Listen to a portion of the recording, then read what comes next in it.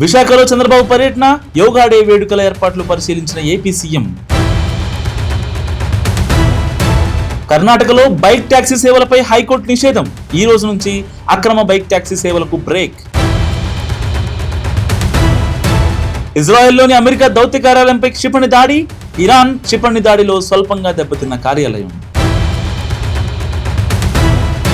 తెలంగాణలో inter supplementary ఫలితాలు విడుదల. ఇంటర్ సప్లిమెంటరీ ఫలితాల్లో 67.4% ఉత్తీర్ణత. అంతర్వేదిలో విషాదం. సముద్రంలో బోటు నుంచి జారిపడ్డ 2 మత్స్యకారులు, ఒకరు మృతి, మరొకరు గల్లంతు. అదిరిపోయిన రాజాసాబ్ టీజర్ రెబల్ ఫ్యాన్స్ కు పూనకాలే. నిజం నిలకడమే తెలుస్తుంది. 100 సార్లు విచారణకు పిలిచినా వస్తానన్న కేటీఆర్. మహారాష్ట్రలో భారీ వర్షాలు. కరూల్ ఘాట్లో విరిగిపడ్డ కొండ చర్యలు, కొనసాగుతున్న సహాయక చర్యలు.